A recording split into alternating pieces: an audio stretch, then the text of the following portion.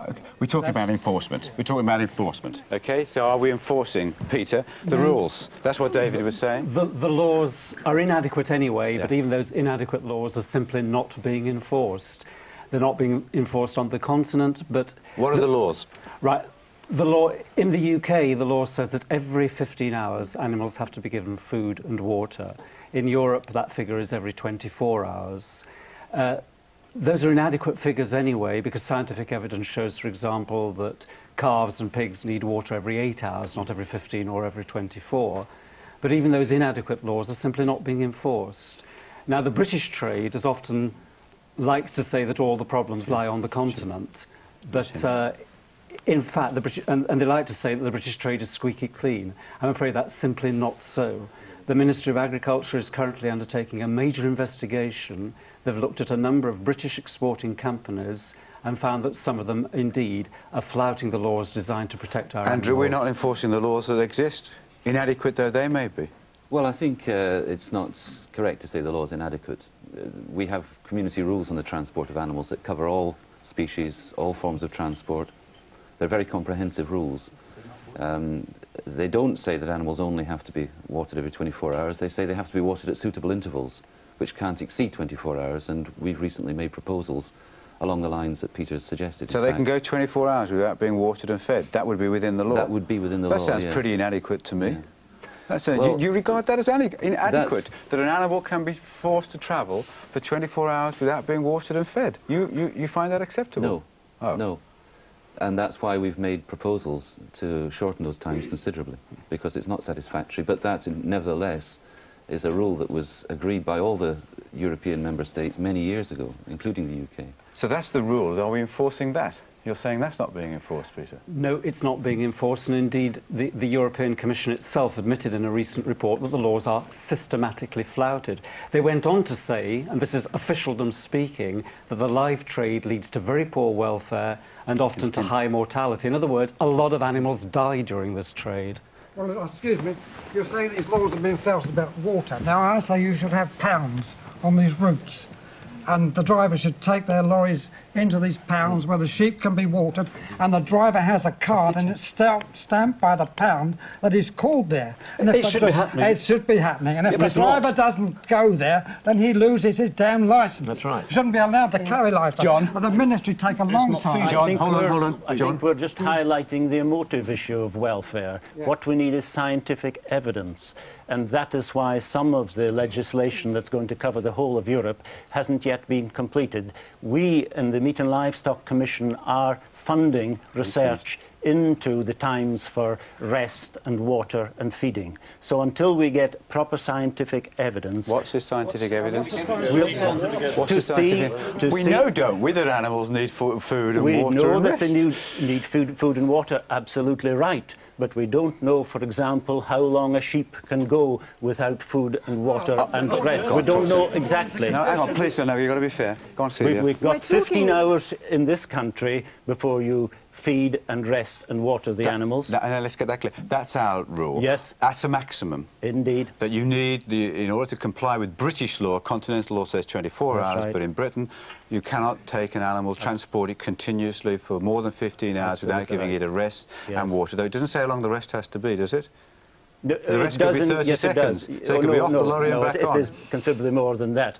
But the 15 hours appears to have worked very well for us up to now, but scientific evidence might prove that, take a sheep, it might manage to go much longer. One doesn't know. And we mustn't introduce too much emotion into it. Please, one at a time. Come on, you've got to be fair. This gentleman here is talking about scientific evidence of suffering. I've recently seen, a few weeks ago, 2 videos, one by Compassion and Well Farming, the other by the RSPCA, of the live transport. Now, they're too horrific to be shown on television. This is the problem. You don't need scientific evidence to show that animals are suffering. When I've seen the things that I've seen on these videos of the most appalling suffering of animals, of them being so badly treated, it's unbelievable, of animals being winched into the air by their broken legs and dropped off onto the quay and lying there all day and all night, and then the film crew were evicted and who knows what happens to the animals. the most appalling, sadistic treatment. Who needs scientific evidence that these animals are suffering and the situation is totally out of order and cannot be tolerated in this civilized country? These people, of course, should be prosecuted. I'm talking about the length that's required between rest and water and feed. Right. That's what I was talking about. When there's open cruelty like that, and in all legislation, in any human endeavour, you're going to get problems and you're going to get the odd rogue, of course you are. You see, there's nothing to stop animals at the moment being transported from Aberdeen to Athens in these journey times and to be supposed to be fed every 24 hours, but of course are not. That's totally unacceptable for a live animal. Are the rogues, is that part of the problem? I think on the question of whether people are prosecuted, yes, the law is being enforced. There was a gentleman recently in Dover who was fined £6,000. So please, let's appreciate that the law is actually being enforced. In that particular case. That doesn't mean to say it's enforced in every case. No, who says when the 15 hours start? Who says when this 15 hours start? They could have done a long journey or been on a farm waiting or a collection point waiting for hours before they'd actually start their journey. Who says when there's 15 hours? You don't need scientific evidence to know when you're thirsty. You want a drink. The journey starts when it leaves the original layage or inspection point. So they could have come from somewhere else. Oh yes, they could have done. Yes, yeah. And then they would have been arrested. They could have left a farm in the morning, been taken to a market, been there all day without a drink. I think we should appreciate that this is a big trade, a volume trade, and if we had done a bad job over many years, the trade wouldn't exist because our customers wouldn't be happy. Trade exists because of money. Do we need scientific evidence to find out when an animal is suffering? No, it's common sense we need to use. You listening, John? Common sense? Common sense. This is farmers talking. I farm up in Aberdeenshire. I'm a pedigree breeder. Not a bad place to come from either. No, it's a grand place of pedigree cattle. Don't you start charming her. Go on, my love. You'll not soft me. And I feel that all right, yes, we need to transport our animals, yes. But what I would like to know is why cannot they be slaughtered in this country prior to going abroad? No. We are the part of the European Union and trade must be allowed. Yes, at the expense of the animal. Now, you'll not tell me that they can go without water and food for... That's what we're trying to find out, the proper hours. Hey, well, you're needing to come to the farmers. Unfortunately, this reflects in the farmers. The farmers get tarred with this stick. Yeah. And it's not the case. Us as farmers, as that gentleman said over there that has the sheep, we respect and look after our livestock. It's our livelihood. And then, unfortunately, at the fall of the hammer, we have no control after that. That's true, but there is legislation in this country and in the EC to look after these animals. The industry has agreed legislation. It's not someone in Brussels that's just thought up hours for rest, food and water. It is the industry that's decided on the legislation. Well, should we take it out of their hands, Celia? And would the solution be to ban the live export of animals altogether? I would like to see the live transport of animals banned altogether. There's no justification for transporting animals many thousands of miles in some instances. But at the very least, we should be demanding a maximum 8-hour journey time. I would prefer to see the trade stop altogether. A ban? A ban? No, you certainly couldn't ban totally. Because it would affect so many people's livelihoods. If we're exporting live lamb to France, there's no argument with it. It's sold. Hang on, please. It is sold as home kill when it arrives to France, and as long as the French and the British farmer have this hate relationship between each other, the French housewife will not buy English lamb. The price in suffering is too high. The price is too high. We need to change responsibilities. We need to put more responsibility on the haulier. This idea of stopping every 15 hours is totally unworkable. There needs to be some sort of mechanisms put into transport trailers so that the sheep can receive water, it wouldn't take anything, really. They wouldn't drink on the journey. Hang on. Well, the stress related... Animals do not eat and drink while they're travelling. The stress of taking them on and off a trailer, as was shown on the earlier footage, seemed to be great. They were getting tumbled up and down. Now, if you can expect every driver that hauls livestock to know about livestock, it's a nonsense. Well, in that case, that's a good argument for transporting carcass meat and not live animals, isn't it? If you can't provide the welfare conditions, then go to a carcass trade. Nobody's livelihood need be affected. What we're talking about is throughout Europe, moving from a live trade to a carcass trade. Absolutely. Throughout Europe, there should be a limit on these journeys. Can we go back to the lady from Aberdeen, you see? Now, she's a farmer's wife, and for hundreds of years, they're happy for the English to go up to Aberdeen to buy their store stock, which come right down to Exeter and Devon, and they're doing it now, and it has been acceptable and administered. Now, we're part of the EEC, and there's no reason whatsoever why the same controls and restrictions, without interfering with the free market, shouldn't apply between England and France, because there's only a small piece of water in between. Now, the farmer in Aberdeen relies on those people to go and buy your stock. Yes, that's... Equally, the farmers in England, with respect, rely to a great extent on having the same freedom of trade, providing we get the welfare right, to the French buyers as well. Yes. We've got to accept this. Yes, I don't doubt that. But why can't the French, if they want it to be termed as French beef, instead of transporting them live, why can't they build a slaughterhouse in this country, their own slaughterhouse, and then take them across? Or if Hang on. Why are you puffing and blowing, Andrew? Well, why not? Why not provide work for British workers here? Why can't they build it?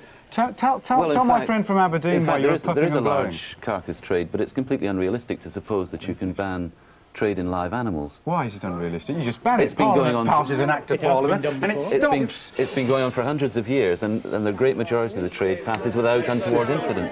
Hanging sheep stealers went on for hundreds of years. Cutting people's hands off in Arab countries when they steal goes on for 100 years, but it can all stop. You can stop it. Yes, but there's no reason to stop it. Listen, I'm not just a sentimental old grandmother. I know what the suffering that can be caused, and we haul bulls. Now, I'm just back from the Perth bull sales. I had 2 bulls down there. Now, and we haul them down to Carlisle as well, to sell at Carlisle.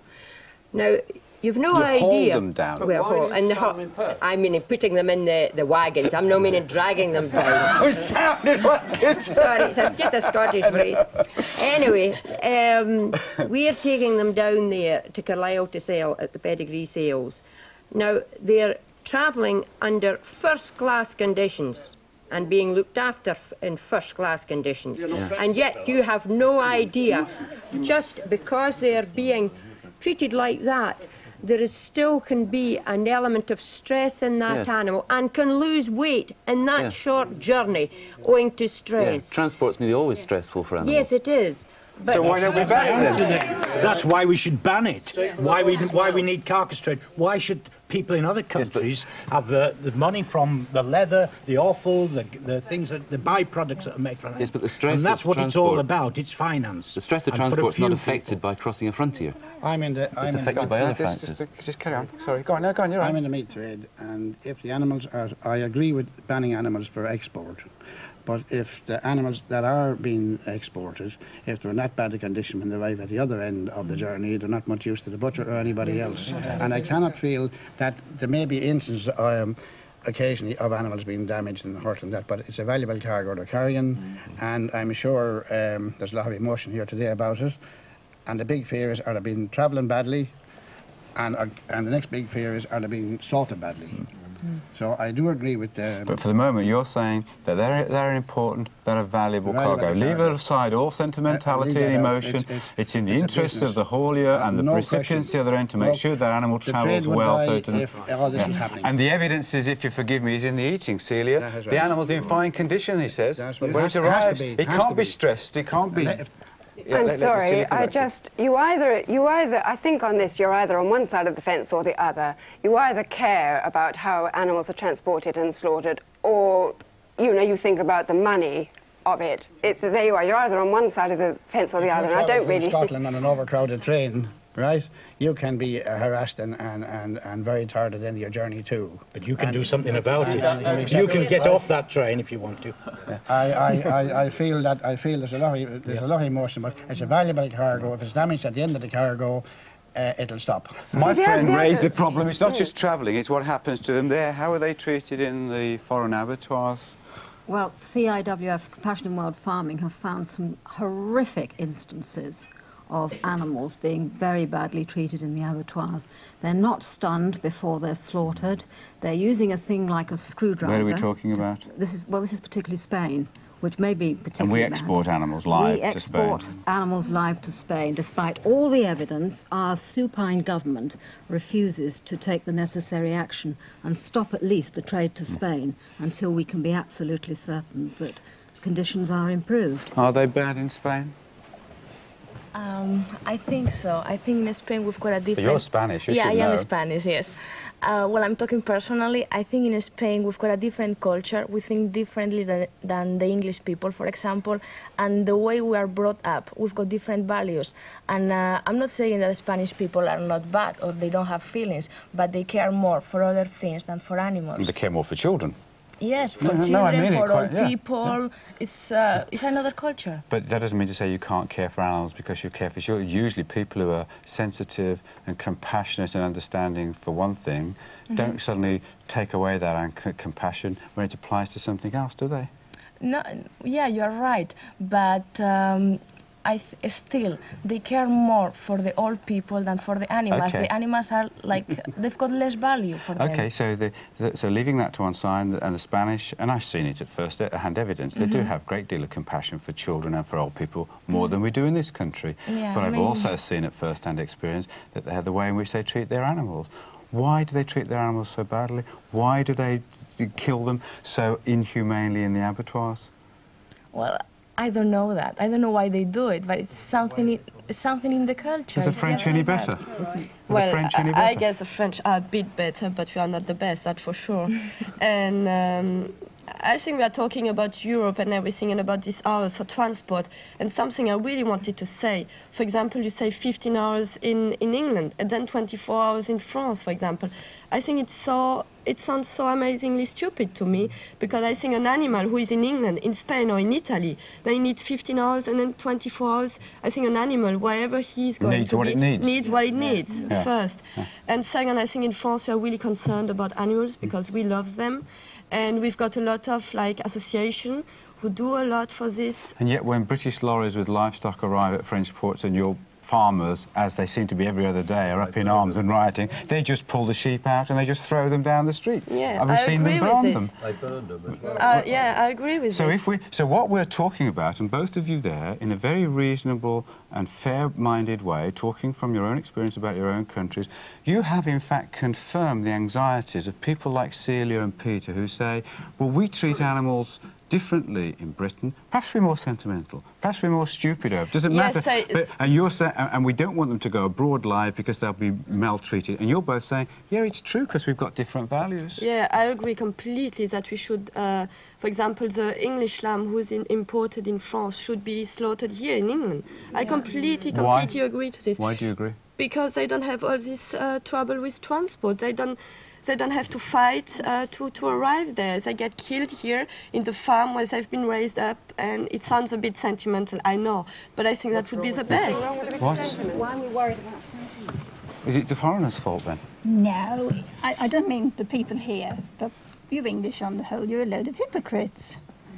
You go down to Spain and you condemn the Spaniards for bullfighting. At least that bull can take somebody with it. It often does. I think that young lady will agree with me, it does.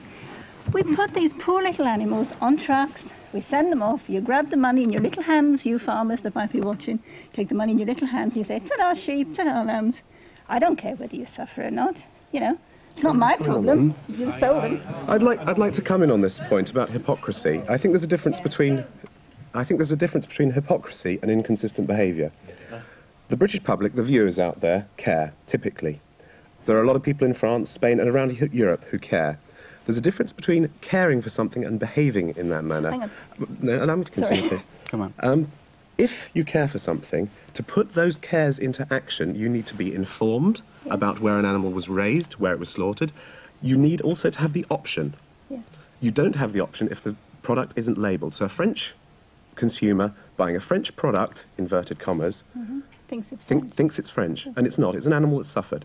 If the travelling conditions were shown, if the labelling was there, if a consistent European structure of legislation existed, then perhaps we'd see an end to the suffering. And that is not hypocrisy, asking for that. And I don't think the viewers would like to be called hypocrites I'm either. Sorry, but that is my feeling.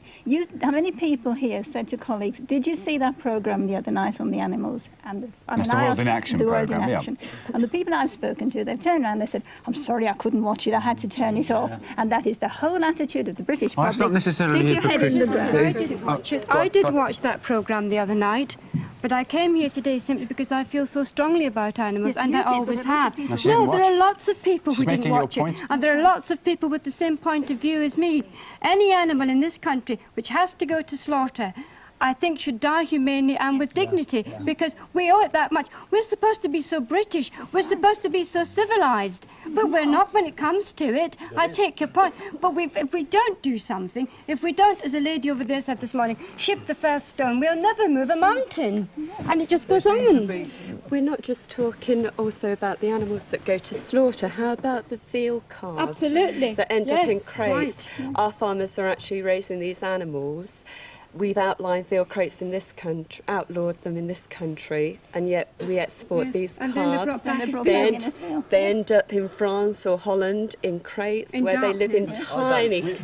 So I see, this is part of the hypocrisy. We're saying we don't do this, and yet we're exporting the calves in small crates, go to Holland, fattened up, killed, brought back, and we're eating them. Yes. Well, don't eat yes, veal. we're absolutely... I don't eat veal. Don't eat veal. Well, people who are aware of how veal is actually raised won't eat it. But it's this general awareness. We've got to raise general education and awareness. Is there a problem with the abattoirs in France, in Spain, in other countries, Alan? Yes, I've been in abattoirs in Spain and in France, and the conditions seem to be more or less the same. But we all belong to the EC. They're always telling us we've got to raise our standards, improve the quality of our drinking water, improve our beaches. We've got all these environmental health officers crawling over all our abattoirs, telling us what to do in our shops, not smoke cigarettes behind bars in pubs.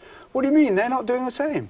No, the problem is it's a problem of supervision. The people in the abattoirs have a certain amount of tasks to perform on each animal that goes through. And if they can not perform one of these tasks, then it makes things go through quicker. And they're usually on a bonus scheme or piecework. So the stunning, which they see as unnecessary because they're going to cut its throat in a few minutes anyway. So I've seen it where they just do not get stunned. They're hung up, and then when they've got 10 or 15 hung up, they go along and cut all the throats. John, I think you should, John. Say something? And yet I've just come back from Europe. I've got two bits here, I don't mind which of you speak. I've just come back from Europe. I've been looking at abattoirs in France and Germany, Belgium and Holland. And I don't see the picture that's being painted here today. I think British are self-congratulatory, quite honestly. And I think there are good things going on, both hygiene-wise and welfare-wise, in the continent as well as in Britain. So we've joined this European Union. It's a trading union. We must go forward. Sorry, I wasn't meaning to stop you, John. John, I'm a lorry driver. I'm a lorry driver, and I worked in an abattoir in Kent. And they still kill them now, or don't kill them before they cut their throat. They don't. I've seen them actually not stun them. Well, they put a chain round their leg. You're talking about Britain now? Yes, they put it, and this is not long ago. And I've seen them put a chain round their leg, hoist them up, and when they've gone round on the rack, what they go round on, then they cut their throat. Yeah. These things and also prosecuted. Yeah. Now let me carry on. What did you report us? No. Well, you're to blame. I work. But hang on, listen, my friend. If you walk on the other side, you know, evil only prospers when good men don't do anything. Yeah. Can I tell you what it done to me? I spent most of my life in the army, and I walked out of that place, and I cried, because that really got to me, and it gets to me now. But if you... And I'm a lorry driver. Okay. I've seen them. I've seen sheep. If you felt that strongly, you've got to stop it. And the only way to stop it is for somebody to have the courage of their convictions and to go and report it. That's illegal. Yes, would you have reported it, yes, John? I would have. Yes, and I'll give you another example. I'm a lorry driver now. I've driven behind a lorry, a treble-deck lorry, where the sheep have come over the top deck on the M25, and we've had to chase 2 sheep with broken legs. And you know what the driver's done? Thrown them over the side. And we've rung the police up, and the police don't really want to know. We've chased them down the road, where they've come over the top, where they haven't got a net or a roof. And it's frightening. Another thing is, it's all very well going to these abattoirs. It's an officially arranged visit. Of course everything's going to be all right. I mean, in our office, if we've got the auditors come in, I work just a clerical officer, everything's done right because the auditor's coming in. But when he's not done there, right before he comes. not necessarily. But it's obvious, if there's going to be an official visit, everything's going to be tidied up, neatened up. People are going to do exactly what they should do, as they should do it. But when there's no one around, that's when standards slip. My visit wasn't an officially organised one at all. I dropped in various abattoirs in these 4 countries. And you're saying from your experience, which I can't understand, you see, I'm the impartial, kind of dispassionate, rational, reasonable man here, and I've got 2 honest men either side of me, Alan and John. And the one says, I'm there, I've had experience, I drop in and everything's fine. And the other man says, I've been there and it's terrible and it's disgusting. Who am I to believe? Well, I find methods are different abroad, but the end results are just as good. Should it be getting better when we now be part of the EC, do you think? Do you think this is membership of the EC going to make it all easier in the end, because we're going to all have to conform to the same standards? I think the EC have got to conform to us. And I talk with authority. I'm a livestock farmer. I take my animals in to be slaughtered. They're half an hour journey time from home to slaughter. I sell the meat on farm. I do it with free-range cattle, free-range lamb and free-range pork. It's hard work, it's a growing market. But what I really think has got to happen is the housewife's got to vote with her pocket and go in the supermarkets and ask for meat that is welfare friendly or organic if you can get it, because organic standards are quite high, or very high. You'll know it's welfare friendly. Vote with your pocket. I think a key point is that legislation is only there to achieve something. If it's impossible to enforce, the customer's got to exercise choice. We've seen it with eggs, we've seen it in a range of areas with other forms of food and products, and that is a key way to go forward. I'm a Welsh livestock farmer, and I can tell you that all livestock farmers in Wales care passionately about the production of their sheep. They care after they leave the farm as well.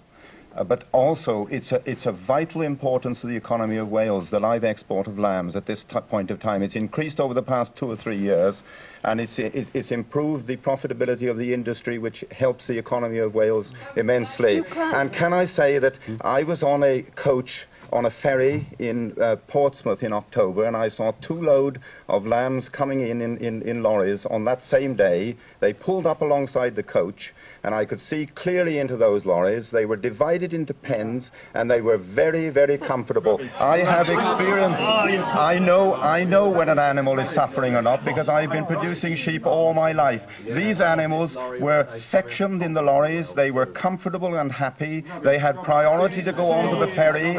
They had priority to go onto the ferry so that they could be first off on the other end. They were being cared for, and as far as I'm concerned, a great many of the sheep that are exported are treated properly. Shouldn't your animals be killed near to home? And one of the big problems we've got in this country, one of the big problems we've got into this country is the fact that there's been so many slaughterhouses closed down. That's quite right. In an ideal world, we would welcome perhaps that the lambs would be all slaughtered in this country, but the economic facts are that there is a very strong demand for live lambs into the other European countries. And why can't we have that? What we have to see is that the regulations are enforced correctly. They're in place, they must be enforced, the culprits must be punished severely. How is all this going to end, Celia?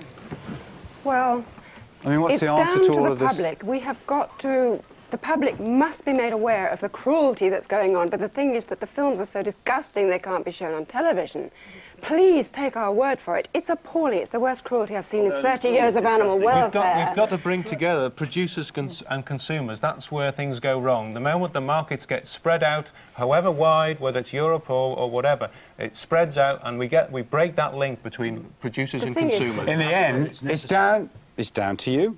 You're the consumer. You have the power. See you in the morning.